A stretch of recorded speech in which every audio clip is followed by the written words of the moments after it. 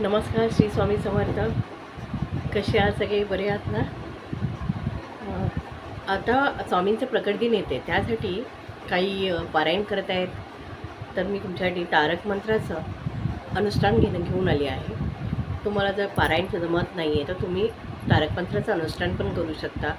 तुम्ही 11 वेळा तुम्ही तारक मंत्र बोलू शकता आजपासून, उद्यापासून, जर तुम्हाला जमेल. पण जेवढे शक्यता तुम्ही जास्त हे कराल, तारक मंत्राचं अनुष्ठान कराल किंवा जास्त वेळ पठण कराल, हे बेस्ट आहे तुमच्यासाठी. कारण आपल्या घरातले जे काही प्रॉब्लेम्स आहेत ते स्वामींच्या शिवाय सुटणारच नाही आहे. कारण आपण खूप या धावपळीमध्ये आपण खूप वैतागलो तर खूप आहेत. त्याच वैतागलो त्यातून मार्ग फक्त आपल्याला स्वामीच देतील. त्यामुळे स्वामींचं जितकं तुम्हाला जमेल तेवढं तुम्ही स्वामींचं नामस्मरण, तारक मंत्र वगैरे तुम्ही करू शकता. तारक मंत्राचा फायदा काय? तारक या शब्दामध्ये खूप मोठी शक्ती आली आहे. तारक म्हणजे तारणार.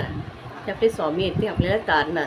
आपल्या जे काही अडचणी आहेत किंवा जे काही येणारी संकट आहेत त्यापासून आपल्याला स्वामी आपल्याला तारणार. त्यामुळे हे तारक मंत्र स्वामीने लिहिलेलं आहे. आणि हे तारक मंत्र तेवढंच पॉवरफुल आहे जेवढं पारायण आहे. तुम्हाला जर पारायण नाही जमत आहे तर तुम्ही तारक मंत्राची सेवाही करू शकता. पारायण केलं तर खूपच उत्तम आहे. त्याच्यात खूप तुम्हाला फायदे मिळतील. तुम्हाला याचे फळ जास्त मिळतील.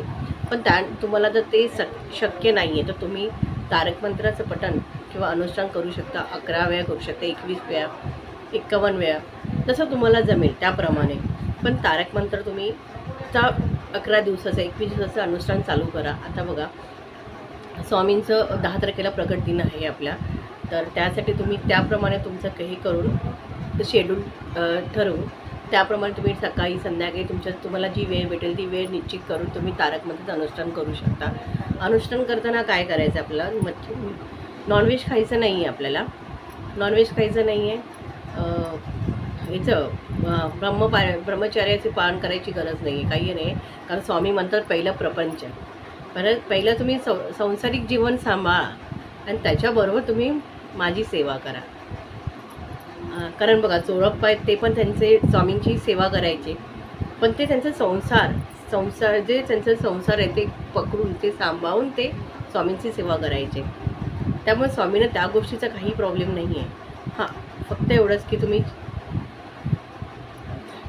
तुम्ही डोक्यावरून अंघोळ करून नंतर स्वामींचं पठण करू शकता, चालू ठेवू शकता. अन्न फक्त बंद करा आणि नॉनव्हेज खाऊ नका.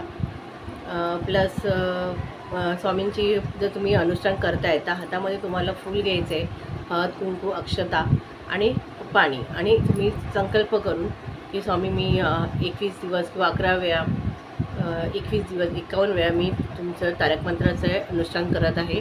माझी ही इच्छा आहे, ही पूर्ण करा तुम्ही सांगणं करा. आणि हे पळीमध्ये पाणी सोडा आणि अनुष्ठान करा स्वामींचं तारक मंत्राचं. फक्त एवढंच की तारक मंत्र जेव्हा बोलताना ग्लासमध्ये पाणी घ्या, पाण्यावर ग्लासवर हात ठेवा. हात ठेवलात आणि त्याच्यावर तुम्ही ते पठण करा आणि ते पाणी घरामध्ये सगळ्यांना द्या. घरात शिंपडा, घराच्या बाहेरही शिंपडा.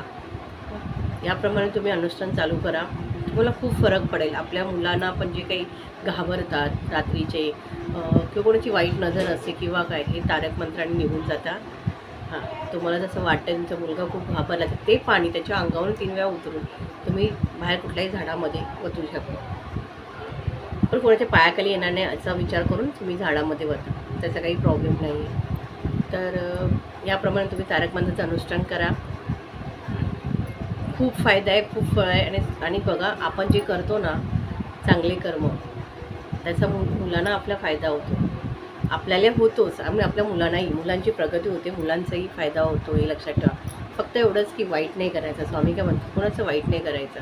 हां, जे कोणी तुमचं करतं ना त्याला बघणारं मी आहे, मी बघेन, पण आपण नाही करायचं.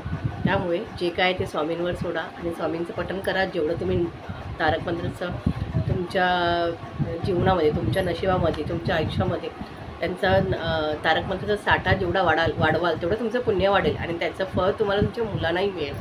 त्यामुळे आपल्या मुलांसाठी, आपल्या सुखासाठी नक्की तारक मंत्राचं अनुष्ठान करा. नमस्कार.